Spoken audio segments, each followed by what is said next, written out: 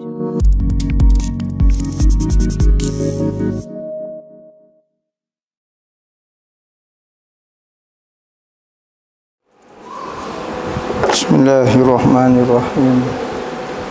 Alhamdulillahi rabbil alamin, wassalatu wassalamu ala asyrafil anbiya'i wal mursalin Sayyidina Muhammadin wa ala alihi wa sahbihi ajma'in. Qala rabbi shrah li sadri wa yassir li amri wahlul 'uqdatam min lisani yafqahu qawli.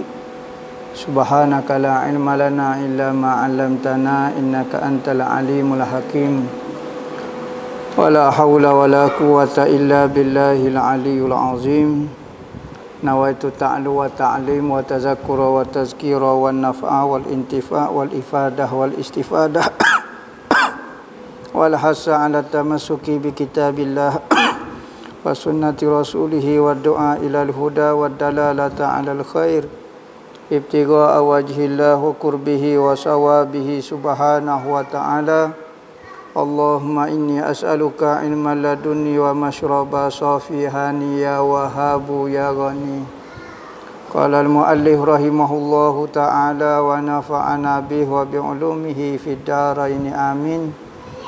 Rabbi yassir wa la tu'assir wa tammim bil khair wa la hawla wa la quwwata illa billahil aliyyil azim. Berkata Allamah Mufassir Muhaddis Rabbani Abdullah Sirajuddin Al-Husaini dalam kitab dia Sayyiduna Muhammad Rasulullah sallallahu alaihi wasallam, sehinggalah perkataan dia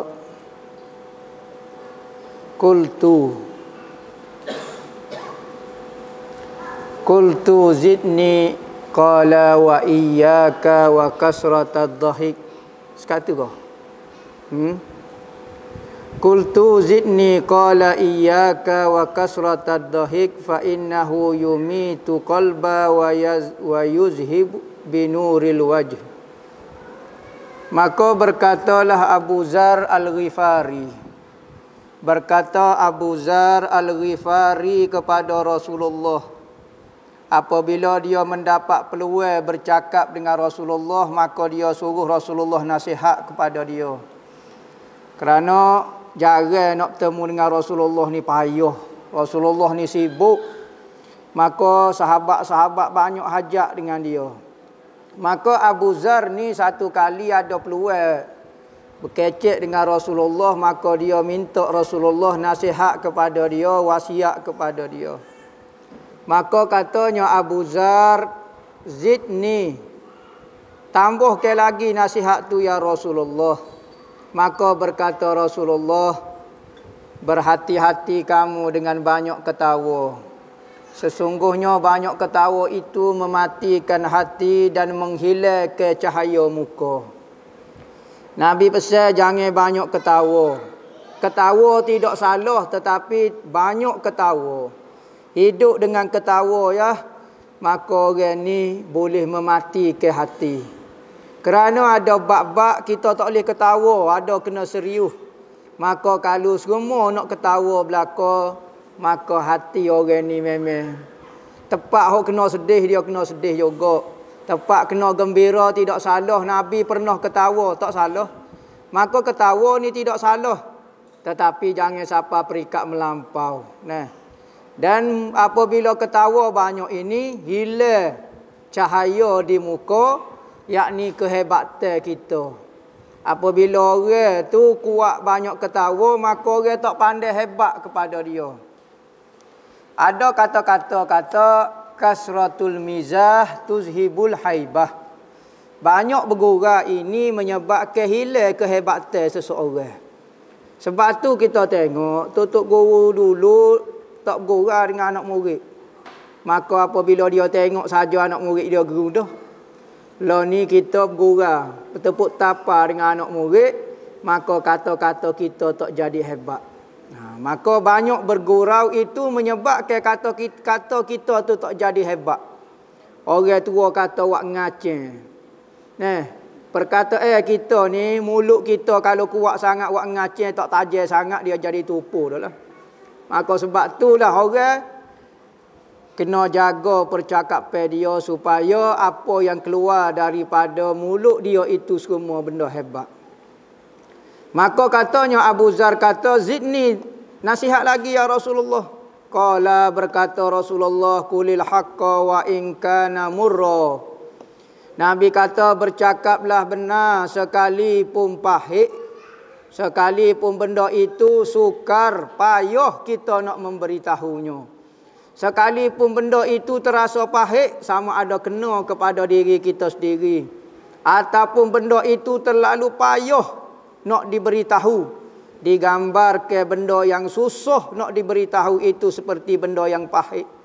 Benda pahit tak ada orang suka, benda manis semua orang suka. Maka bercakaplah benar sekalipun benda tu kamu tak suka beritahu, tak beritahu. Tu Nabi kata. Maka berkata Abu Zar, kata tambah lagi nasihat ya Rasulullah. Qala, maka berkata Nabi, la takhaf fillahi laumata laim. Jangan kamu takut pada urusan Allah akan kejian manusia. Gapo saja mu buat kerana Allah, mu jangan takut kalau manusia kata kepada kamu. Tapi kalau kamu buat bukan kerana Allah, orang keji mu kena takut, mu kena beringat, mu kena perhati. Tetapi kalau kamu buat itu kerana Allah dah, molek dah, tak menimbulkan fitnah dah, maka mu tak usah pedulilah orang dok kata gapo dia pun, tak usah peduli gapo. Maka berkata lagi Abu Zar, kata zidni, royak lagi ya Rasulullah, nasihatkan lagi. Qala, berkata Rasulullah, la yahjuzka anin nasi ma ta'lamu min nafsik. Nabi kata, apa yang kamu tahu daripada diri kamu mencegah kamu daripada berkata mengenai manusia. Kita ni suka bercakap mengenai manusia lain kerana kita tak rasa gapo dia ada di diri kita. Kalau kita tahu kita sendiri pun ada masalah dengan Tuhan, kita sendiri pun ada banyak salah dengan Tuhan, maka kita tak akan kecek mengenai diri orang lain.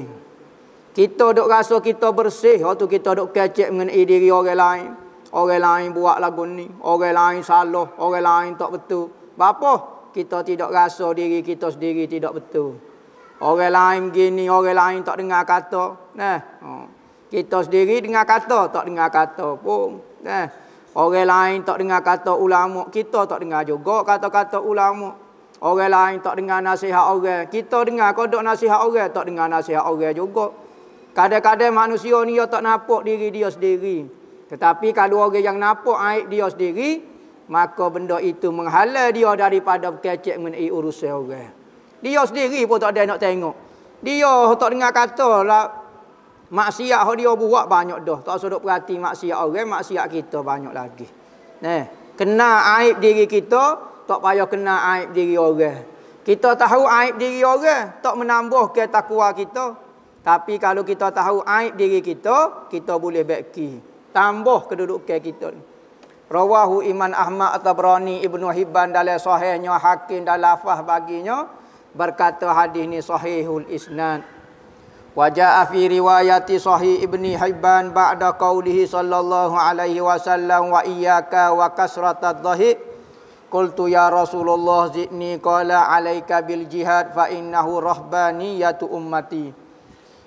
Nabi sebut lagi, Nabi nasihat lagi. Katanya Abu Zar, ya Rasulullah tambah lagi nasihat kepadaku. Maka Rasulullah berkata, hendaklah kamu ada semangat untuk berjihad. Berjihadlah jalan Allah kerana ia merupakan rahbaniyatu ummati. Rahbaniyah ni maksud dia tokca ataupun padri-padri ataupun rahib-rahib. Rahib ni orang ahli ibadat. Kita faham ahli ibadat ni duduk atas surau, pergi sebeh, semaya sunat, mengatik, puasa tu saja. Kebanyakan orang faham ahli ibadat tu lagu tu. Tetapi Rasulullah kata ahli ibadat bagi umat Islam, bagi umatku adalah keluar berjihad pada jalan Allah. Tu juga adalah ahli ibadat. Sebagaimana orang-orang agama lain faham ahli ibadat kena duduk di tempat dia. Kena duduk di gereja, Kena duduk di biara dia. Tak boleh tobik luar tu dipanggil ahli ibadat. Tapi Nabi nak beki pemikiran manusia. Nak kata orang keluar berjihad itu sebenarnya ahli ibadat. Maka berkata Abu Zar, ya Rasulullah, tambah lagi nasihat. Maka katanya Rasulullah, sayangilah ahibbal masakin wajalishum. Nabi kata saya kepada orang miskin, kesia belah. Saya kepada dia sekadar tu saja, dak duduk sekali dengan mereka. Dahlah mu saya kepada mereka, duduk sekali dengan mereka. Ada orang saya tapi tak segar rasa nak duduk dengan orang susah kerana jatuh kedudukan dia. Nabi kata kalau mu saya, mu duduk sekali dengan apa-apa dia. Satu hari Nabi masuk dalam masjid. Dalam masjid Nabi ni banyak topok lah. Ada tempat ngaji, ada orang mengatik, ada gapo, ada golongan macam-macam. Dia panggil puak-puak dia. Maka Nabi masuk dalam masjid, Nabi duduk halakahnya, halakah orang susah. Nabi duduk dengan orang miskin. Orang miskin zaman dulu, kalau dia makan buah tamar, tak ada saprah, tak ada lapik gapo, dia letak atas pasir buah tamar dia. Maka Rasulullah duduk sekali dengan orang miskin. Rasulullah ambil buah tamar atas pasir tu, ambil bubuh dalam mulut lalu. Kita kalau bagi atas pasir, kita buat gini. Dulu sapu-sapu, munggu debu kotor. Tengok Nabi nak jaga hati orang miskin. Dia duk makan lama mana dah. Belajar makan ni orang susah. Barulah kita rasa penderitaan. Rasa susah tu. Baru timbul istilah nak tolong orang.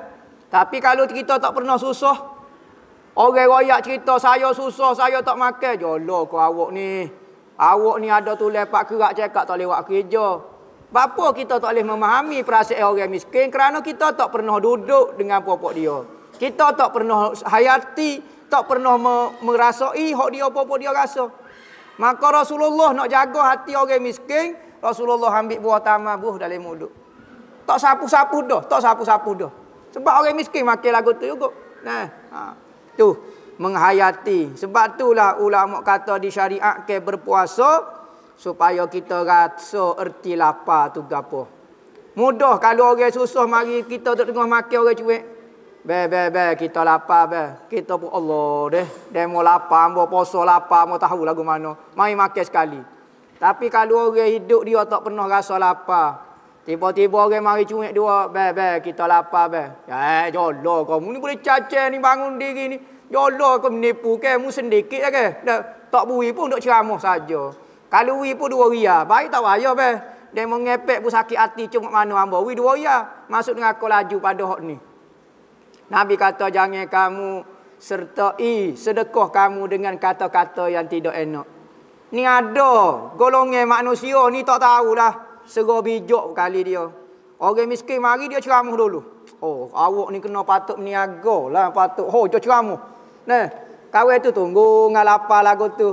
Bukan kata wi Allah ambil tak apalah. Nabi kata tak molek buat kerja lagu tu. Maka pahala kita akan tak ada. Kama sali ghaisik apa?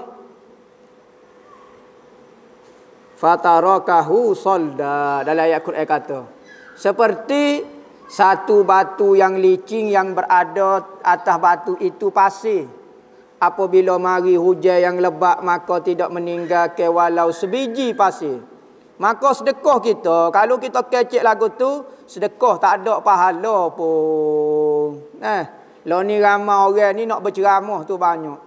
Kadang-kadang mari nak beri bantuan kepada orang miskinnya ceramah. Serabut perutnya lah kawan tu nak dengar. Hamba bukan nak dengar ceramah hamba demo, hamba orang susah, hamba reti makan ya. Maka beri makan tak payah kata apa lah. Hak ni kata ajar duduk dengan orang miskin. Saya dengan orang miskin duduk dengan mereka. Berkata Abu Zar lagi ya Rasulullah tambah lagi nasihat. Maka Nabi kata unzur ila man huwa tahtaka. Mu kena perhati sikit orang duk bawahmu. Yakni lagu mana? Mu setara mana tengok kehidupan orang susah. Barulah timbul perasaan bersyukur. Hak ni kita orang susah duk tengok kehidupan orang kaya. Tidak kau jadi tak bersyukur? Tidak kau hati sentiasa suka kepada dunia? Kalau nak tengok bab dunia, tengok orang yang lebih rendah daripada kita. Barulah timbul perasaan bersyukur. Wala tanzur ila man huwa fauqaka, jangan tengok orang lebih daripada kamu. Mu akan jadi mari perasaan tomok, mari perasaan tak puas hati dengan Tuhan, banyak benda lah. Nah. Fa innahu ajdaru alla tazdariya ni'matallahi indaka. Kerana dengan buat demikian itu, yakni kalau bak dunia tengok benda rendah, kalau bak akhirat tengok benda yang lebih tinggi daripada kita. Kalau bak semaya, kalau bak selawat, kalau bak sedekah, tengok orang yang lebih pemurah daripada kita. Nah, kerana demikian itu lebih memberi kesan kepada kamu tidak menghina nikmat Allah Ta'ala di sisi kamu. Apabila kamu tengok lagu tu, barulah kamu rasa apa yang ada di tubuh kamu ni semua nikmat. Rupanya, kadang-kadang orang tak pernah tengok lagu tu, duk rasa tak cukup, pacarah. Sebab itulah ada satu kata-kata, siapa dia yang hendak daripada dunia lebih daripada keperluan dia. Siapa yang hendak daripada dunia benda yang lebih daripada keperluan dia, nescaya dunia tidak mampu nak memberi keperluan dia. Kalau dia nak lebih lah. Kalau dia nak lebih, maka dunia kata aku tak boleh nak bui. Kalau munuh lebih, maka dunia kata aku tak boleh nak bui. Tetapi kalau kamu nak hok cukup dengan kamu, kalau kamu nak hok cukup dengan kamu sahaja, nescaya sedikit sudah cukup. Nah, tapi kalau nak lebih, dunia pun sebutir dunia, 3/4 dunia pun tak cukup lagi. Tetapi kalau kamu nak hok cukup, maka sedikit tu sudah cukup dah. Qultu ya Rasulullah zidni wallahu a'lam.